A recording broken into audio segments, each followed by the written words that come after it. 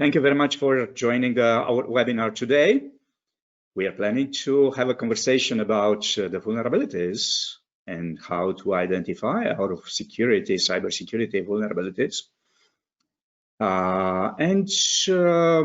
Yeah, I'm planning as well to share some exciting news at the end of our conversation about the new trainings that actually EC Council, our host, just launched last week. I'll provide more information about the offers, their special offers they are making for us. Okay, so just a few words about myself, because Daniel, he did already some presentation about my activity. I've been involved for more than 30 years in consultancy and training projects for military, government, and commercial organizations. Well, I'm a Microsoft certified trainer, focusing my activity on cybersecurity. The guys at Microsoft, they awarded me as a most valuable professional for enterprise security, I think for 13 years, something like this. It's a yearly award, you know, the MVP, it's a yearly award. And I started cooperation with EC Council about 10 years ago. I'm delivering ethical hacking, pen testing, training, forensic investigations, chief information security officers, and some other exciting trainings included in their portfolio. And because we are training and certifying every single year hundreds of cybersecurity specialists, they awarded me as the instructor of the year 4 years in a row. Okay, so we are planning to discuss today about vulnerabilities. You know, you are familiar with different type of cyber attacks, right? And how difficult it is to prevent those attacks. We're focusing this conversation about this activity of identifying the vulnerabilities, making the dangerous cyber attacks to be generated by the attackers, compromising our business assets, compromising our personal information, and creating a lot of damage for us. There are different types of attacks, plenty of cyber attacks, and we have to consider if we're doing some digging a bit more in the profile of those attacks, yeah, what kind of incidents are affecting our business assets, our personal information. So you can see different type of attacks, but what is very specific, you can see in this slide, all the attacks are happening very fast. Most of them less than 1 hour to hack our systems. So if we are not prepared very well, if you are not able to identify the potential vulnerabilities, the threats, and to do risk management before, so I'm afraid the reactive approach that you try to fix the issues after the attack is happening, well, I'm afraid it's not the best strategy. Look at this. Most of the attacks, you can see different categories in the right side of the slide, are happening in less than 1 hour. And other part in less than 1 day. So we have, if you're not implementing an efficient strategy of defending against cyber attacks, so definitely there is no hope for you. Your business will be affected, definitely. And keep in mind this, the attackers are anytime taking advantage of some opportunities. For example, global landscape of COVID, yeah, it was heavily used by the attackers as an opportunity, yeah, to generate very dangerous attacks against our organizations, because most people are working from home. They're using the same networks. They're using the same computers that actually their kids are using anytime. They're using the same unsecured network, Wi-Fi network from home that may be easily targeted by the attackers. So there are different attacks. We are seeing basically not the new type of attacks, but actually the impact of the known attacks, for example, connected to this remote working vulnerabilities. Issues related to this are actually exploding. You can see a huge impact of this, yeah. And ransomware, if you are discussing just about ransomware, so the attacks are evolving.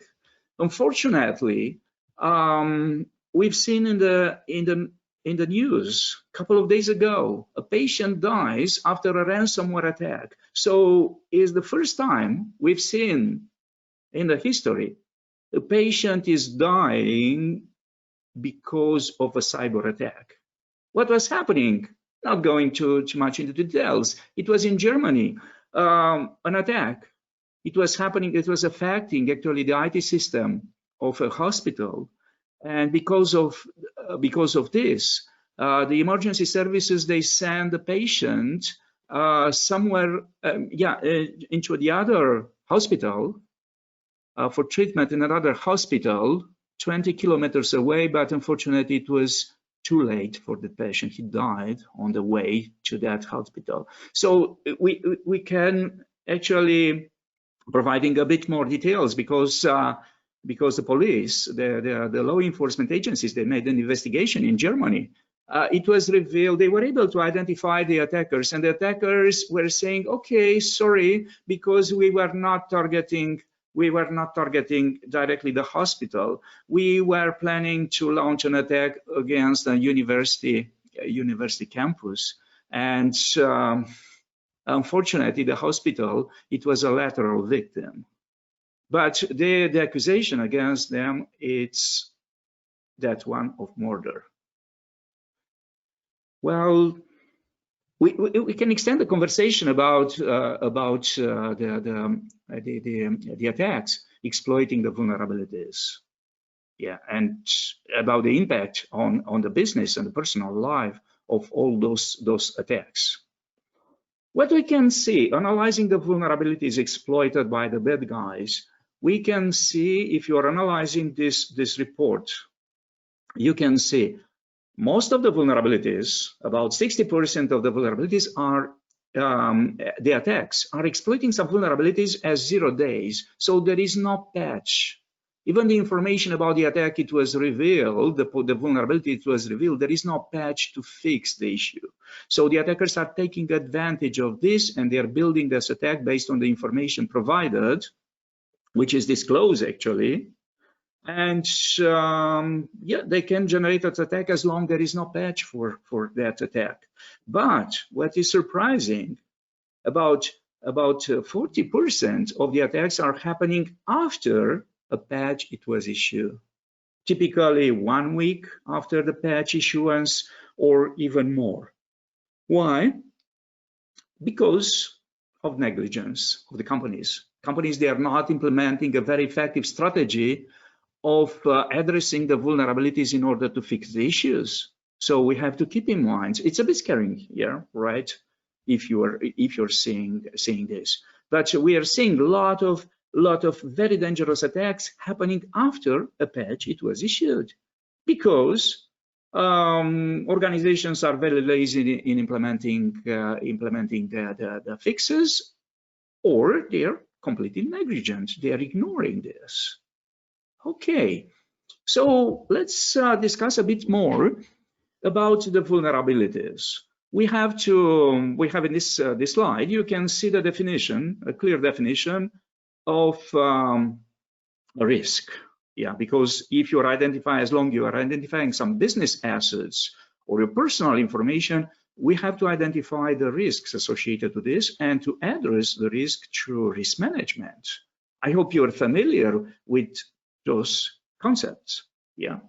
So a risk is defined by a threat, a new type of incident that could potentially generate a harm to a system, and a vulnerability, a known weakness of an asset the hackers could exploit. And this is generating actually the risk. This is the definition, the risk. And the risk is defining actually the potential for loss or damage when the threat exploits a vulnerability. So the risk could be defined by the threat and vulnerability. About the risk mitigation, because any organization or even any person, it's planning to do risk mitigation. And okay, risk mitigation, it is the most common strategy of risk management, right? And okay, any organization, I'm getting so many times from the management of the organizations I'm working with in different projects. They're asking me, George, how much it costing us to be 100% protected against cyber attacks? And they're very disappointed typically. I mean, the management, the board of the organization, the board members of the organization, to learn, there is no such amount to spend. And I think the graph represented in my slide, it's providing a clear explanation for this. So it doesn't matter how much you are investing, you cannot address actually in a proper way 100% of the risk management, to avoid actually any risk. Risk avoidance is not actually a potential strategy, an effective strategy in order to do risk treatment. It's not possible. You have to admit there is a kind of risk, even if you're implementing the strongest security protection strategy. Actually, there is still a risk remaining that you could not address. So you have to accept actually there is a risk associated to this. You cannot fix all vulnerabilities. You're focusing on fixing some vulnerabilities identified against your assets, but you cannot fix all of them. Maybe we'll discuss a bit more about the strategy, efficient strategy of risk management, because actually we have to consider some new techniques related to this. And this red part actually could be exploited. It's including some vulnerabilities that may be exploited by the bad guys here. Advanced persistent threats, for example. There is no efficient way to defend against advanced persistent threat. To cancel 100% actually the risk associated to this, because they are exploiting social engineering, for example. APT threats are using social engineering actually as a technique to penetrate actually the highest protected perimeters in our organizations. Okay, so let's analyze a bit the philosophy of an attack, the attack chain actually. Those are actually the components of an attack chain. And so we have to understand very well this scenario. There are some threat agents. We have to identify the threat agents, conducting a proactive approach on this. Why someone should try to hack me? It's tempted to hack me. We have to identify. Sometimes your competitors are trying to hack you. So you are facing nation state attacks or just terrorist attacks. Okay, let's say you are identifying some threat agents. This is the first part of the attack chain, the first component. And those guys are picking some attack vectors. They have plenty of tools. It's an open world. The attack tools are available to anyone, even to generate the most sophisticated attacks are information how to use, and the tools are available basically to anyone. And security weaknesses, they're identifying some security weaknesses in your environment. So this is the main focus of our conversation today. We're talking about security weaknesses and vulnerabilities. And they're picking some weaknesses after identifying your weaknesses, your vulnerabilities.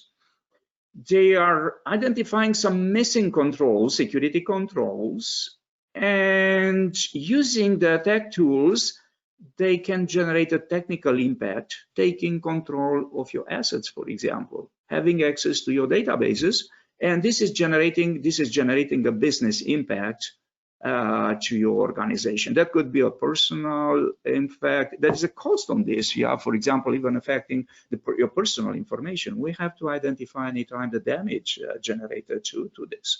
And we are going to focus this conversation today, our conversation today, about identifying here and dealing with security weaknesses. Yeah, this part of the attack chain. What the organizations typically are doing in order to assess their vulnerabilities. They're conducting different type of audits and tests. The first stage, security audit. A security audit, it's actually just identifying if the organization is following a set of standard security policies, procedures, according standards, frameworks.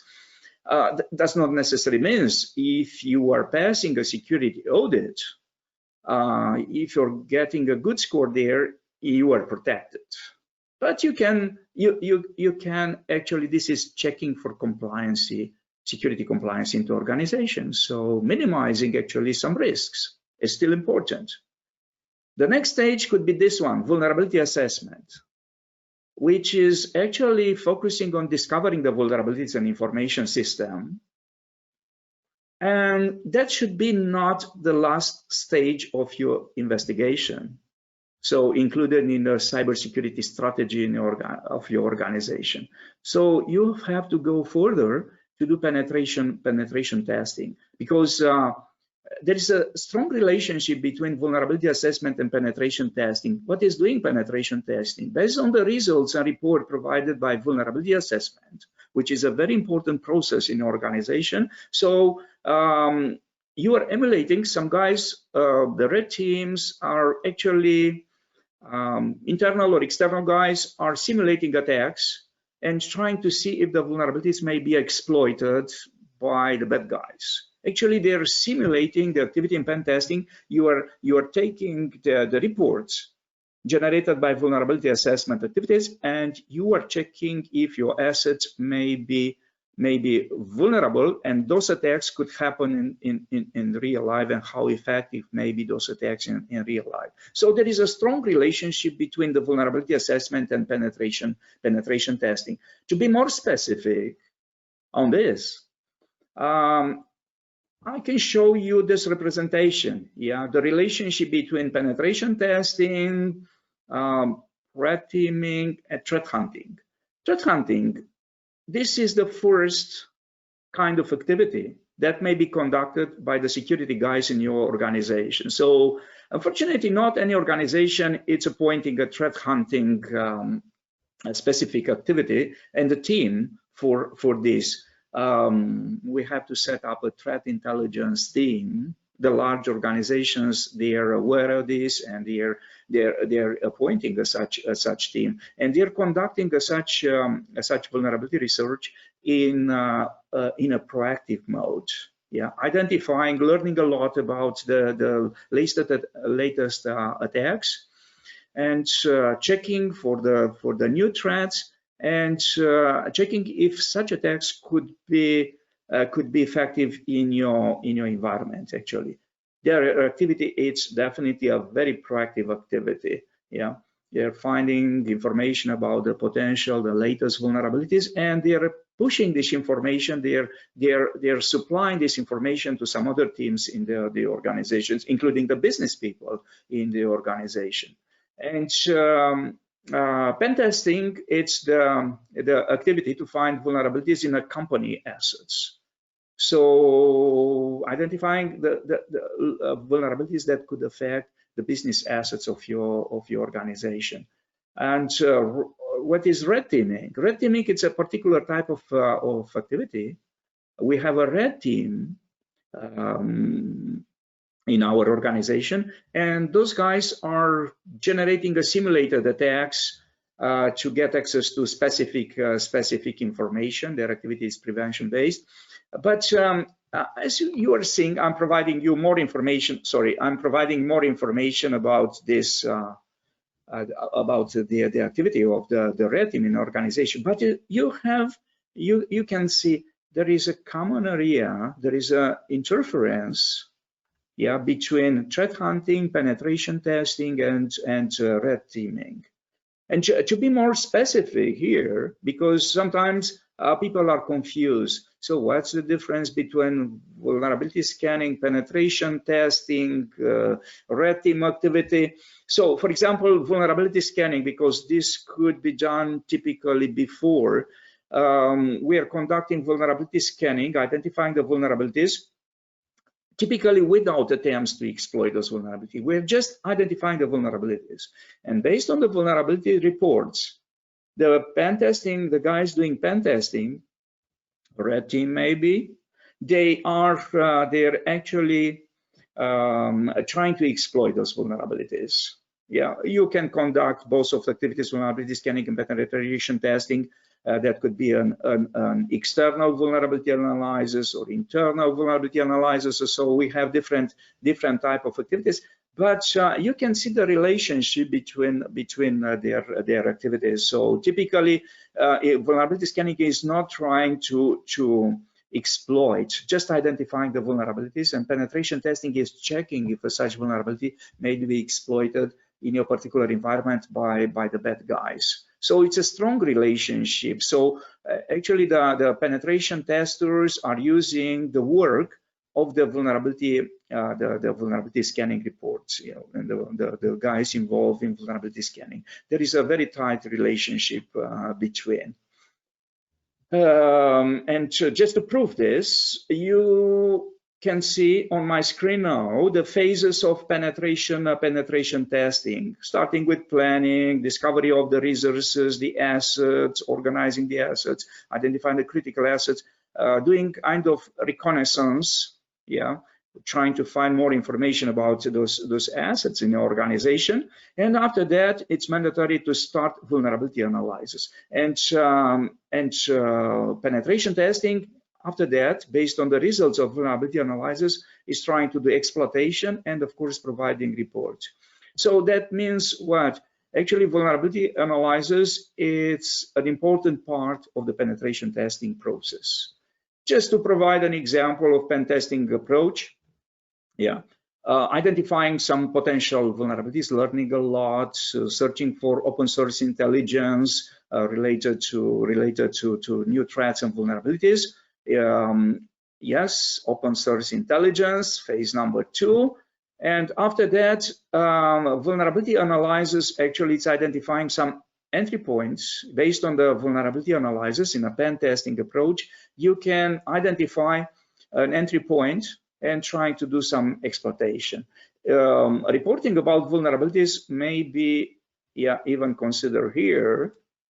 And after that, that could be the exploitation of systems, yeah, trying to exploit the system, trying to do post-exploitation after exploiting the information, taking control of the affected systems to do lateral movement, trying to identify some other vulnerable hosts and resources in the target network, for example, and conducting data exfiltration. This is the kill chain activity, and here it's actually the activity of vulnerability research based on open source intelligence or based on direct conducting vulnerability research in your organization, vulnerability identification in an organization. And for example, if I'm looking here, you can see ethical hacking activities. Ethical hacking, because we are including this part of vulnerability assessment, it's in ethical hacking process, which is behind penetration testing. So you can see ethical hacking, it's involved in all stages of such attack simulation. Okay, so how the organizations are managing the process? They have to manage the teams as well, the people involved in different kind of security activities. cybersecurity activities in the organization. We have the red team, we have the blue team, the defenders, red team simulating some attacks, and we have as well, this is a new concept of a purple team. A purple team actually, it's considering the opportunity to bring together the members of the red team and the blue team and planning some scenarios, identifying the best protection strategy in order to mitigate the risk associated to potential attacks. A purple team is not a physical team, it's a virtual team, but the members of the purple team that should be aware of the defenders strategy and as well the attackers scenarios. And they're organizing tabletop exercises, sharing some information between collected from the assessments of blue team and red team as well. And yeah, you can see the red team activity is focused on ethical hacking, exploiting the vulnerabilities, and penetration testing, right? But as well, the blue team, they should be aware of the vulnerabilities.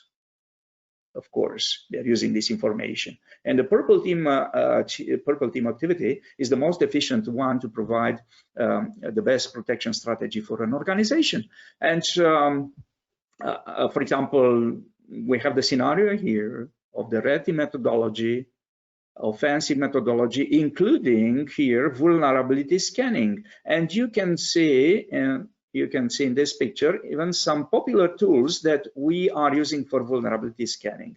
And after doing pen testing, vulnerability scanning being part of the penetration testing scenario, because it's including even more steps, exploiting validation of the vulnerabilities and privilege exploitation. And that could be a blue team workshop, yeah, working very close to the blue team in tabletop exercises, for example. This is the activity, specific activity of the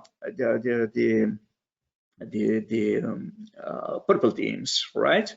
Purple teams are working in teams and with the red team guys, with the blue team guys, in order to build the best protection strategy. Okay, so the findings, yeah, you can see actually some activity. I'm not insisting here because that could be very interesting to see which vulnerabilities are the most common ones identifying last time, but in the past months and years by the red team guys, yeah. That could be interesting, and this could help us to implement an effective risk management strategy in your organization.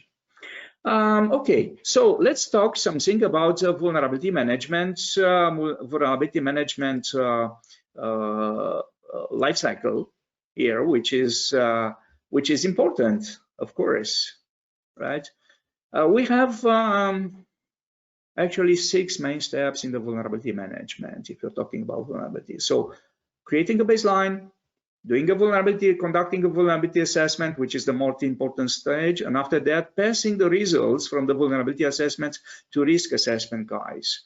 And the risk assessment guys are organizing are doing risk assessment activities. They're planning a risk assessment report, and based on this are planning the remediation plan, are building the remediation plan, implementing the remediation plan. That could be a verification stage, and after that monitoring the systems to see if actually the remediation it was effective, and stay tuned to identify some new threats and vulnerabilities that could affect our assets. This is actually a cyclical activity. First of all, creating a baseline, which is definitely very important, yeah. We are starting to identify the business assets in order to prioritize the business assets, to build a list of critical assets for our business processes, and focusing on providing the best protection to those assets. Yeah, you are identifying as well the controls already in place. Yeah, which is very important. Yeah, for any organization, identifying the controls in place, and defining the scope of the assessment, and after that planning, scheduling, um, the assessment, which is the most important stage. In this stage, actually, the effective vulnerability assessment phase, you are actually checking for physical security. You're running the most important stage here. It's this one, vulnerability, running vulnerability scanning using different tools. We're going to discuss immediately about some tools. And the next stage, it will be that one to identify and prioritize the vulnerabilities, yeah, which is very important as well. And creating the vulnerability scanning report, right? That could be this is going to the risk management guys actually, or to the pen testing guys. That depends on the scenario. And the post-assessment phase, yeah, again, if you're considering the defender's activity, you are doing a risk assessment based on information provided by vulnerability management, and remediation, verification, and monitoring the effectiveness of implementation of the security controls, or adjusting the security controls, implementing new security controls. Okay, so what kind of assessment solutions we are using in our organization? We're using typically some software platforms for this. We are adopting in our organization product-based solutions. So you are installing locally in our environment such vulnerability assessment solution, or service-based solutions. So which started to be more and more popular, vulnerability assessment as a service provided by different organizations, dedicated providers, cloud providers in the most modern scenarios. We are identifying this solution. So it's up to you. I mean, for example, the Chief Information Security Office in the organization to select a solution which is based on different evaluation criteria. And we do have different type of vulnerability assessment tools based on the scope, based on the type of activity doing this, what kind of scanning are performing.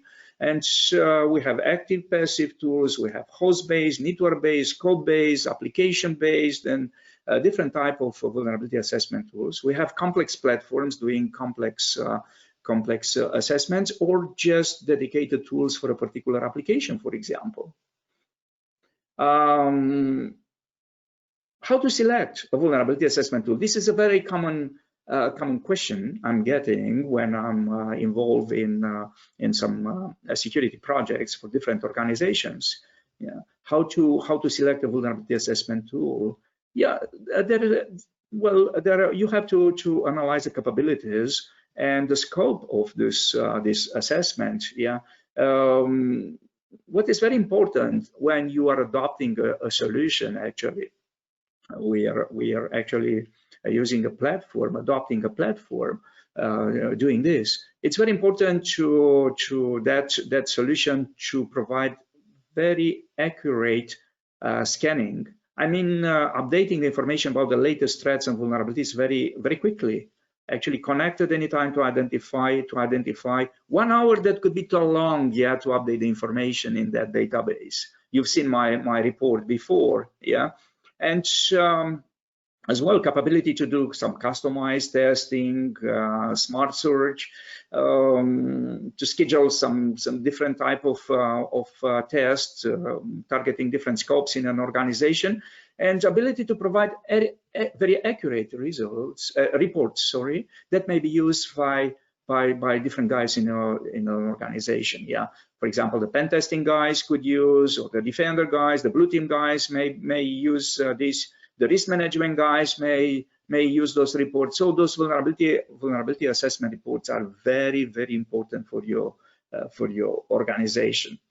And I want to show you just some tools we are basically using to identify the vulnerabilities and to provide some reports. We do have such reports provided by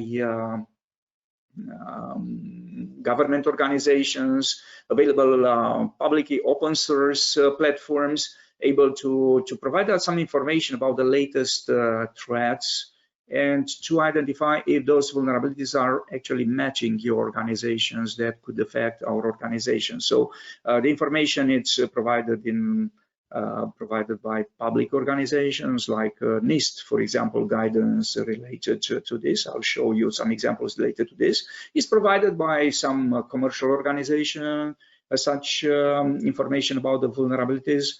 It's provided by, it's open source, because the defenders are sharing such information. Unfortunately, this information is available to anyone, including the attackers, because you know who is doing actually, again, just to analyze the landscape, who is doing vulnerability scanning of your business assets in a company.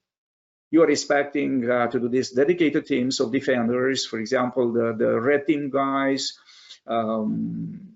the guys doing ethical hacking in your organizations. The defenders are doing this, identifying those vulnerabilities, and as well the attackers, because the attackers are actually able to identify a vulnerabilities. They are conducting such vulnerability assessment when targeting your organization in an advanced persistent threat attack. Yeah, in order to identify your vulnerabilities, they are picking the vulnerabilities. So pen testing, it's emulating the activity. Even doing vulnerability assessment, it's emulating the activity of the attackers. The question is, anytime, who is the first doing vulnerability assessment? Because if the attackers are doing such vulnerability assessment against and identifying some vulnerabilities they could exploit against the organization, so I'm afraid the battle is lost for you. So you should be the first identifying your vulnerabilities before the attackers trying to fix, to provide remediations before the attackers are doing this.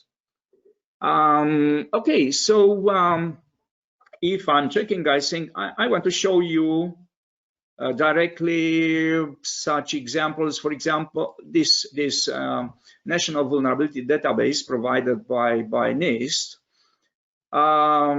in US. Many people are using, organizations even outside US are using this database, and there is you can identify some vulnerabilities. They do provide a big list of vulnerabilities, and you can search on this database probably more than 100,000 different vulnerabilities identified. You can search. They do have a filtering systems. For example, if you want to identify a vulnerability associated to Windows 10, searching for Windows 10 vulnerabilities. Let's check how many vulnerabilities associated to Windows 10. More than 6,000. And you can see some information about those vulnerabilities. Some of them are pretty new, so not everything documented related to this. Look, some of them are just from detected yesterday. Some information is available, but not all of them. So I'm picking, for example, one which is here, CV 2020. It's already a number associated to this, and it's associated. It's a high-level vulnerability because this site, National Vulnerability Database site, is providing to you as well a scoring system calculator. So there are some metrics related to this attack, identifying the attack in different categories. And look, this one, it's actually confidential. It's quite high. There is an assessment, yeah. Integrity, it's high. Availability impact is high. So basically, it's a high-level attack. The overall impact from a scale to 0 to 10, it's 7.3. It's a high-level vulnerability. And you can see even the equations here, which are behind the metrics, yeah, when assessing the impact of a vulnerability. I think that could be very good, yeah, to spend some time to review the list of vulnerabilities, to check for vulnerability, to search for vulnerabilities, and even more information may be provided. You will be redirected, for example, for more detailed information to a vendor site, for example, or the security company able to identify the vulnerabilities, that particular vulnerability, in order to identify more information. There is a link anytime to that site. Yeah, and well, some other sites providing similar information. It's this one, CVE, Common Vulnerability and Exposure. So please make sure you are making actually the difference between a vulnerability. We have CWE list and we have CVE list. So actually, CVE means common vulnerabilities and exposures, and CWE actually it's about common weaknesses that may be ignored. There is a difference because there is a list on an MVD site. It's as well the list of weaknesses. Weaknesses are some errors that can lead to vulnerabilities. So for this reason, actually, yeah, we can find some different lists, yeah, associated with identifying weaknesses and identifying as well some identifying weaknesses and identifying vulnerabilities. Yeah, we can you can identify all of them. Yeah, here visiting the NVD site, and this is a representation of the MITRE.org site. What is actually MITRE? It's a public funded company in US. It's a company actually funded by the US government, which is actually providing similar information. It's another repository of vulnerabilities that may be identified. There is a relationship between those databases. Maybe you are familiar with Attack, which is another site hosted by MITRE.org, and so they do provide information about some particular attacks. It's probably the best site where you can find some information about some groups, attacker groups, and the techniques they are using. So it's a very good repository because you can see some techniques hired by different organizations. So there is a coding system of different type of attacks, the techniques used by the attackers, and as well who is behind. Yeah, so information about the TTPs, latest tool, techniques, and procedures, and as well about the groups. Yeah, the groups, which are AP groups and different groups against our attacks, and identifying there is a match between a group, the attack, and attribution, because sometimes you can see who is behind such APT group, targeting and exploiting the vulnerabilities, nationwide attacks, sometimes nation-sponsored groups. You can find there is another site of MITRE, which is hosted by GitHub. If you can identify, there is a better representation, spreadsheet style of all information. You can, for example,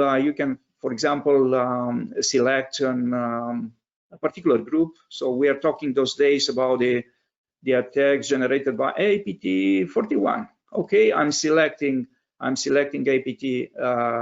Yeah.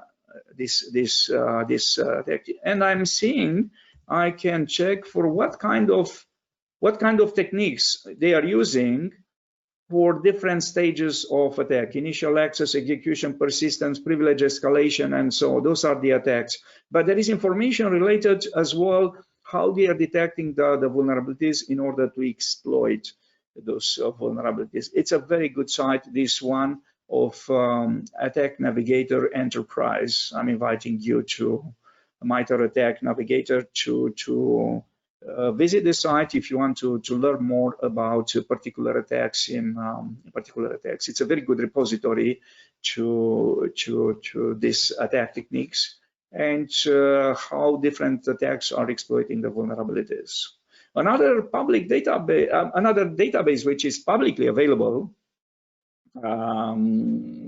It's open to public, I would say, because it's managed by an organization. It's managed by exploitdb.com. It's actually maintained by Offensive Security, You are probably familiar with their certifications and so, but there is another repository here, exploitdb.com. Tools like you can even download this database, exploitdb database, and using tools like searchploit, for example, to search for vulnerabilities. It's a very good information hosted in this website.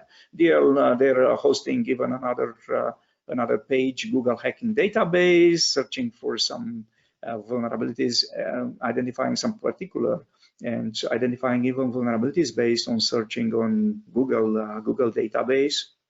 Another popular tool, which is free. You have to create a free account. You can create a free account on this. It's the threat exchange of OTX, Open Threat Exchange of Alien Vault. So you can see, look, for example, if you're searching information about the APT41, okay, information about their activity, the hackers are based in China, and you can see the indicators of compromise here, all information. What is very important for such an open platform, you can even add some information by yourself here, and that could be very important, because you could be a contributor to, you can be a contributor to build your pulses and to share some information about the attacks. So actually, the guys involved in vulnerability assessments are sharing this information, which is good for us. Okay, so yeah, different vulnerability assessment tools, very popular ones. If you are registering and attending ethical hacking training, you'll be invited to practice a lot of those tools and platforms like Nessus, GFI, Langguard, Acunetics, for example. I do have just some screenshots here because we don't have time to show how to use them.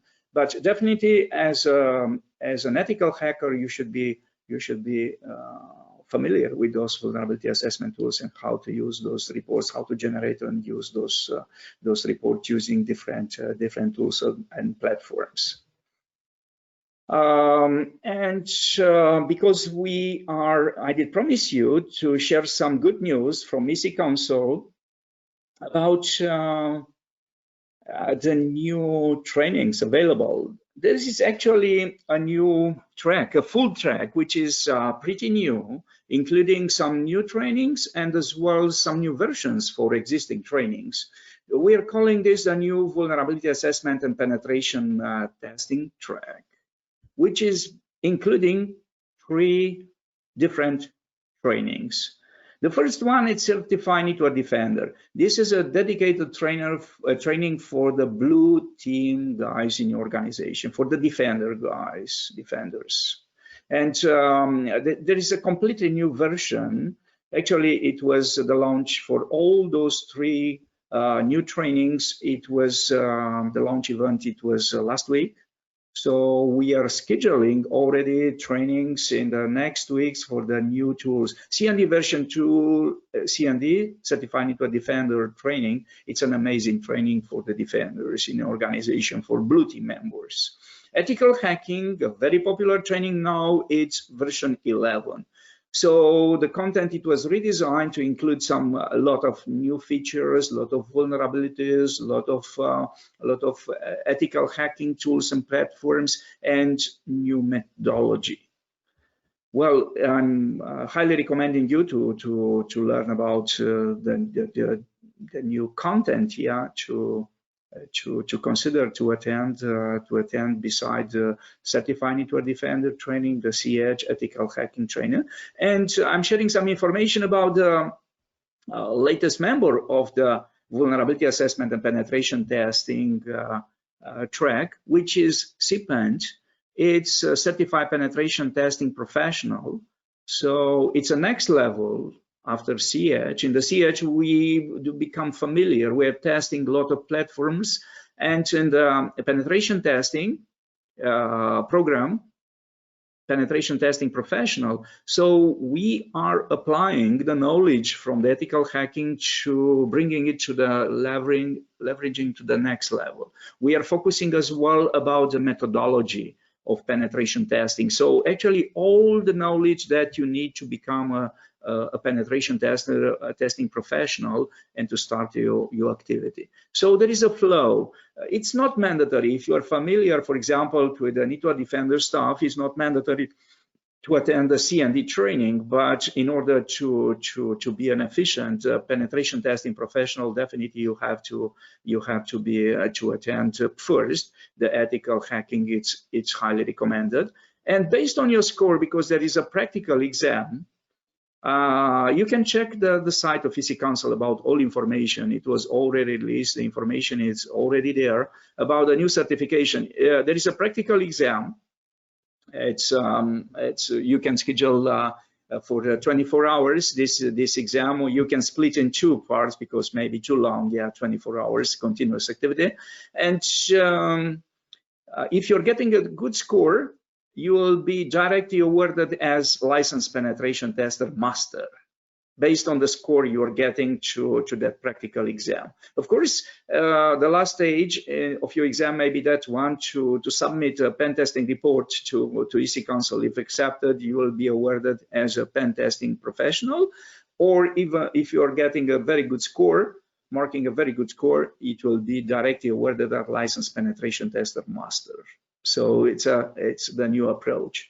If you are enrolling for CH training those days, I mean till 16th of October, 16th of October, it's the deadline for this. You can take advantage of some additional benefits included in your CH version 11 training. So the CH practical exam will be included. So you don't have to pay extra for this, because there is a practical to get the CH master status. To achieve the CH master status, you have to pass as well the CH practical exam, and that could be for free for you. You have access to CodeRed Pro, which is an impressive collection of books and training materials for penetration testing. And you could take advantage of exam insurance. So just in case you are failing the CH exam, you don't have to pay for retake, which is very, very important. As well, you will be invited to be part of the Break the Code challenge, which is something it's including a lot of challenges, and you are learning a lot about the practical activity of pen testers. So all of those benefits are included if you are enrolling for a training till 16th of October. So actually my first class I have scheduled with EC Council for CH. It will be on 5th of October. So check the EC Council site and masterclass program, and maybe you'll enroll this. So yeah, we'll see each other online, of course, in less than 2 weeks from now. Okay, so to break the code, this is just some additional information about the challenge. You are provided for free if you're registering now for CH training. So there are a lot of challenges you have to solve, break the code. That's very interesting challenge, and it's helping you a lot to prepare for CH practical exam. And as well, here are some new tests included in the pen testing professional program. A lot of challenges, exciting challenges. Some of them, yeah, you have to build some scripts to do attacks. So there are a lot of challenges. You are targeting some IoT systems. Yeah, very good, exciting challenges in this brand new pen testing professional certification. But remember, first you are invited to enroll for the CH training program. So I would like to thank you very much for watching my presentation.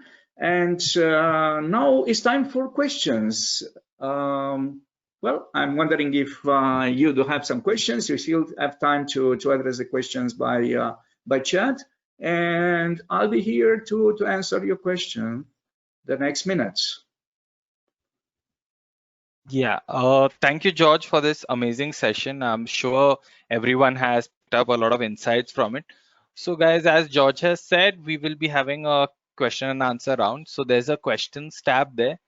Do put in your questions. And while we get into this, I will just run a small poll. It will come up on your screen shortly. Do participate in that, please. All right, George, we have a question from Ravi Kumar. So the first one is use some compensation control work to manage the risk. Second is what is the difference between threat hunting versus vulnerability management, which is important to the company? And the third one is there any process or standard for manual vulnerability assessment? Yes, well, let's take the questions in the order. So first of all, it's about the difference between, yeah, threat hunting. Threat hunting, it's actually a new concept which is pretty new for so many organizations. EC Council has excellent training. I'm delivering from time to time, and I'm enjoying a lot to deliver it. It's threat intelligence analyst. It's a 3 days training, and yeah, we're learning a lot about conducting threat hunting and the activity of a threat intelligence team. So this team, it's an independent team. Most of the organizations now are appointing their activity of the threat intelligence team doing threat hunting in organization. It's a very proactive one.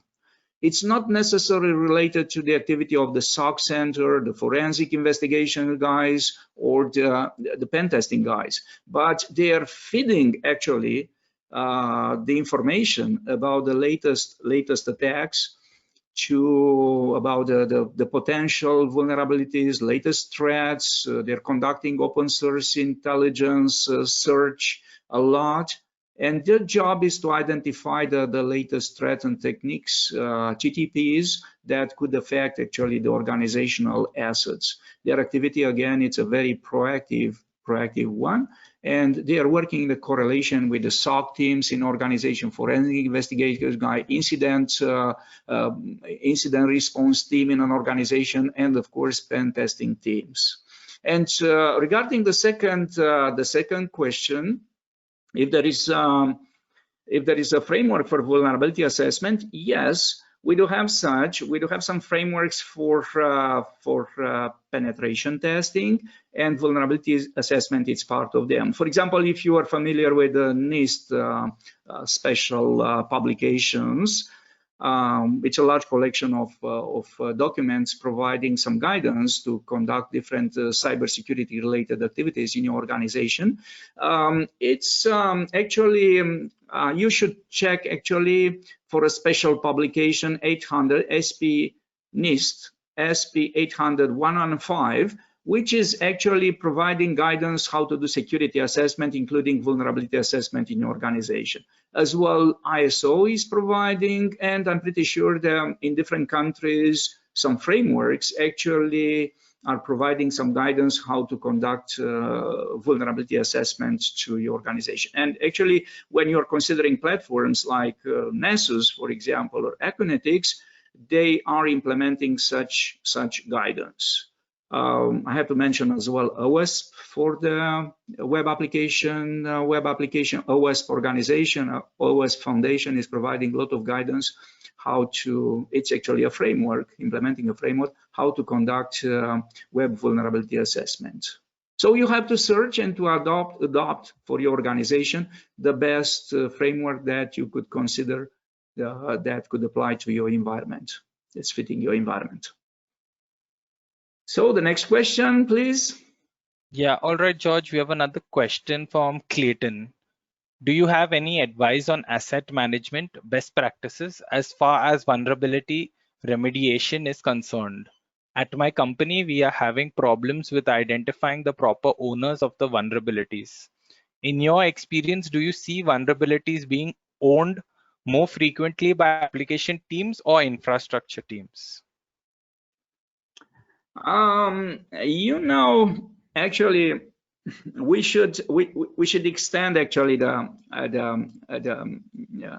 scenario here, because you know, in identifying the vulnerabilities, you are searching the first step, maybe that one, to identify your assets and to provide a hierarchy of your assets. To start, you are starting the conversation identifying the business assets of your organization. And you know, the ownership of an asset, it's still remaining, and even the risk management related to an asset, it's still remaining with the business owner in that organization. So it's a lot of conversation. We should have more time to discuss this. But the responsibility, security responsibility and protection of an asset, it's still a responsibility of the business owner. We, the security guys, we are helping those guys. We are important stakeholders, but the responsibility, the ultimate responsibility is not that one to protect an asset. A business asset is still that one of the business owner. So you have to identify the business owner for each asset, and based on this, to provide a list of the mitigation technique that may be adopted, because the business guys should agree this definitely.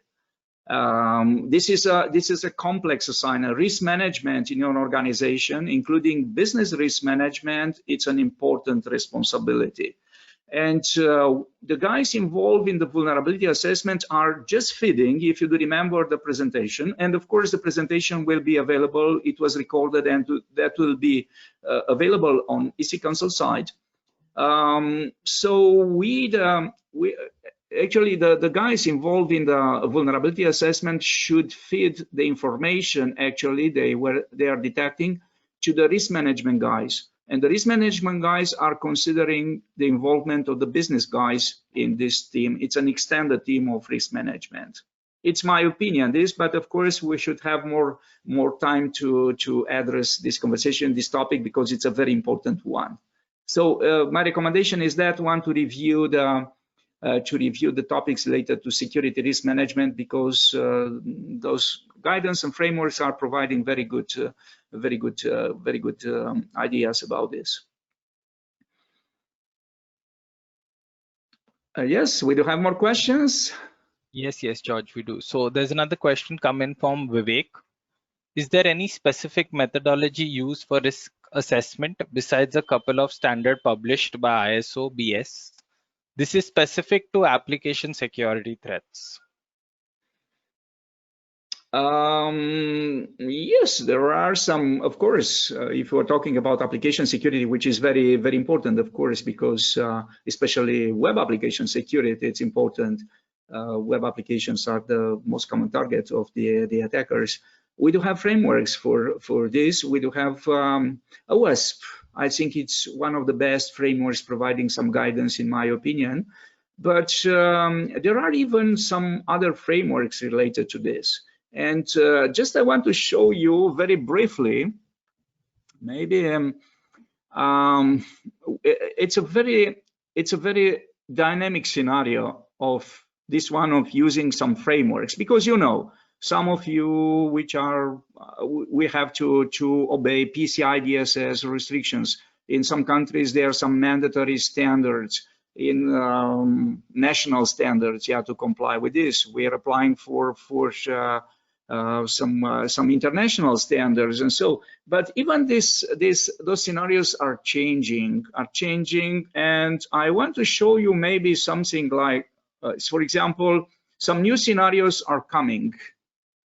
For many, for a lot of time, a lot of years, were paying actually tribute to this approach, to identify your business assets, critical assets, and trying to protect them, to do everything it's possible to provide a better protection. But now we can see different approaches sometimes. For example, SASE. I'm pretty sure some of you familiar with this SASE, Secure Access Service Edge, to converge all security services in the cloud. This is a new scenario. It was launched exactly 1 year ago by Gartner. And I saw some reports probably in 3 or 4 years, more than 40 organizations, 40% of the relevant organizations in the world are going to adopt Secure Access Service Edge, SASE strategy. That means convergence of security services in the cloud, including application security, web security, network security, everything in the cloud. And our responsibility as an organization may be that one to create a secure communication, to secure connection to our assets, to the cloud, the branch, the cloud, or connecting from home in our particular situation for most of us directly to the cloud. Or I can see even another, I would say even more revolutionary scenario. I've seen in the RSA conference this year. The traditional model of its confidential CIA triad, confidential integrity and availability. Actually, and vulnerability assessment is that one to identify this part. It's including here. It's identification. You are identifying the business assets, you are identifying the vulnerabilities, and you are starting the approach from here. But this new scenario, I'm inviting you to read a bit more about DIE. Distributed, immutable, ephemeral. It's saying, okay, we don't have to do this. We are just focusing on responding to recovery. Yeah. And it's an interesting philosophy because it's saying, okay, you are saving a lot of resources in organization. I know it's a bit strange. It's unusual, to consider this, but there are some very good reasons to adopt such scenario in the future. Maybe now it's just a dream and it's confusing for most of us. But DIE, distributed, immutable, ephemeral, maybe a new, providing a new guidance, making us to reconsider the standards, the frameworks we're implementing, to build new frameworks, removing, for example, replacing the model of CIA with that one DIE, distributed, immutable, ephemeral. Well, if you're reading a bit this, okay, that could be a reason for us. I know it's a long explanation for your question, but well, I'm considering this necessary. Okay, so we do have more questions. Yeah, George, we have some basic questions related to CEH. So someone has asked if the ethical hacker course is, necessary to hunt vulnerabilities in websites or to connect anything in the internet. That is one. And the other is, do they need to have a CEH certification to start with bug bounty? Oh, yes. Okay. So vulnerability assessment, it's in the curricula of CH program, we do have 20 main topics, and vulnerability assessment is one of them, a very important one. So we are actually following the flow. You can see here the ethical hacking methodology, which is behind our training. So we're considering footprinting, scanning, identifying the assets, identifying maybe the critical assets. So doing enumeration as a particular type of scanning, and after that, vulnerability analysis. And after doing vulnerability analysis, we are getting the results and we are doing system hacking, simulating system hacking. Yeah, this is the ethical hacking methodology we're using. So vulnerability analysis is now an important part of this. And the second question, it was about if we have to if you want to be to apply for a bug bounty, if you need to be certified or something. Well, actually, there is a process. If you're considering some bug bounty programs, and I'm pretty sure you're familiar with some platforms like HackerOne, but there are plenty of such platforms, and companies are applying for this new style of pen testing scenario.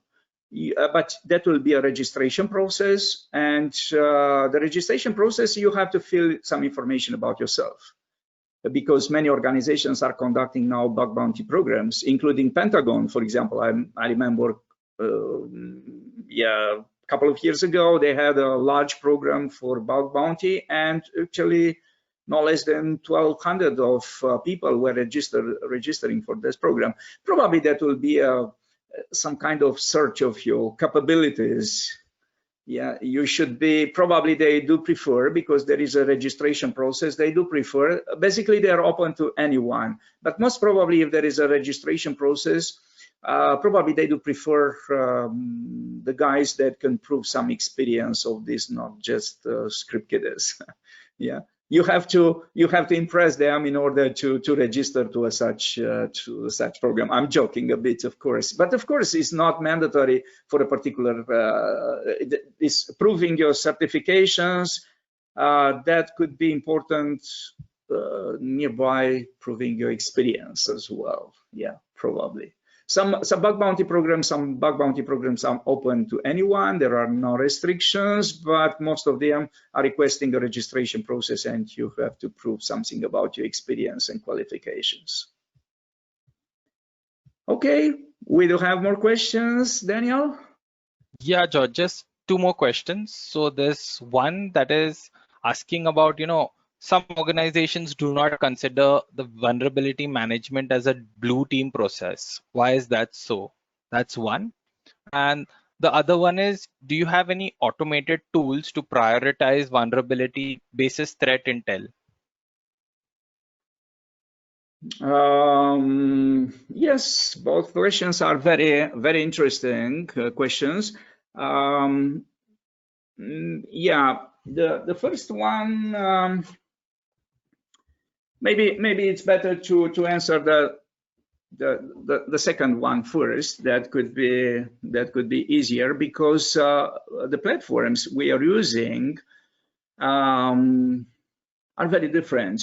Yeah, and in my presentation I did show just some screenshots from some of those common platforms.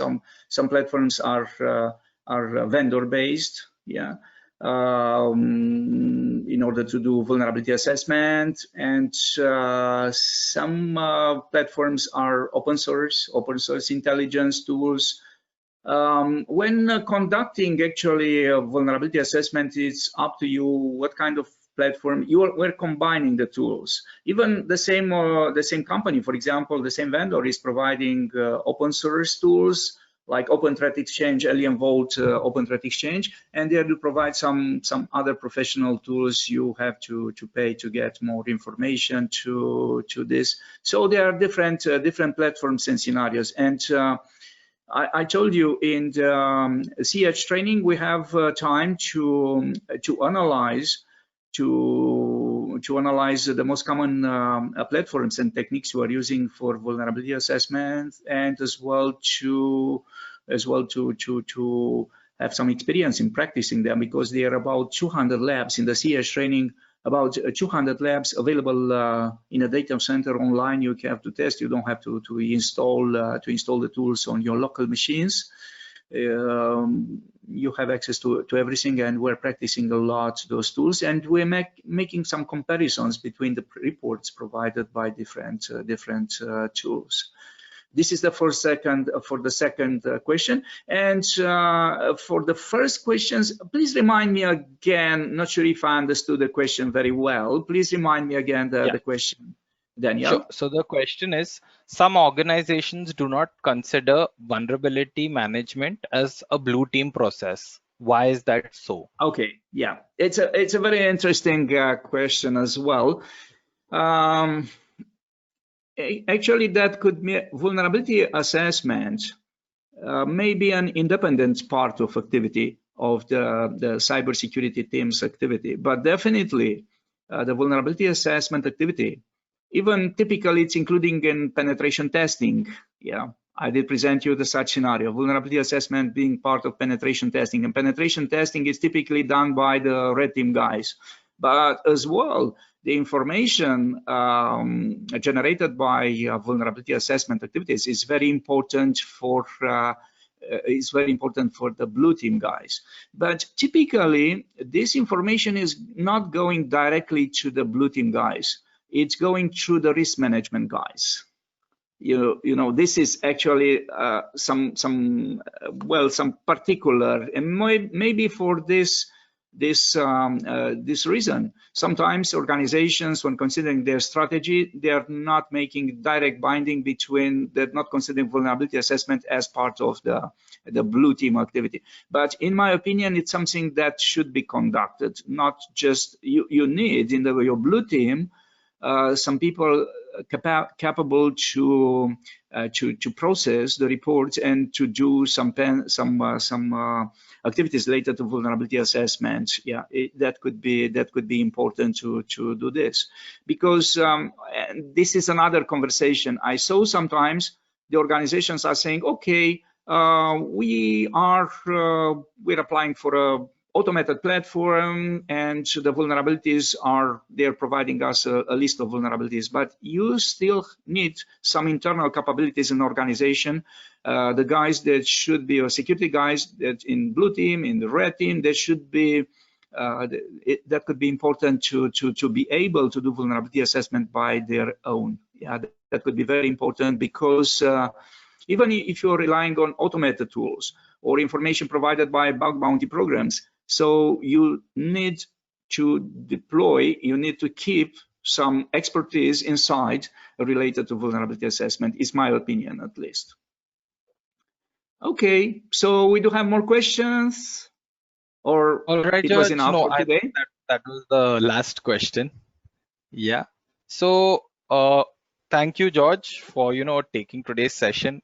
I'm sure everyone has really enjoyed it and got a lot of insight about vulnerability assessment. So, thanks again for taking the time out to do this.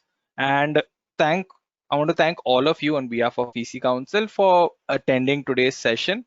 And in case you still have some further queries, do feel free to email them to me. We can always get in touch with George and share his answers with you. All right. So thank you, everyone. Okay, And thank you, George. thank you very much. Yeah. Bye-bye. Have a nice day. Bye bye.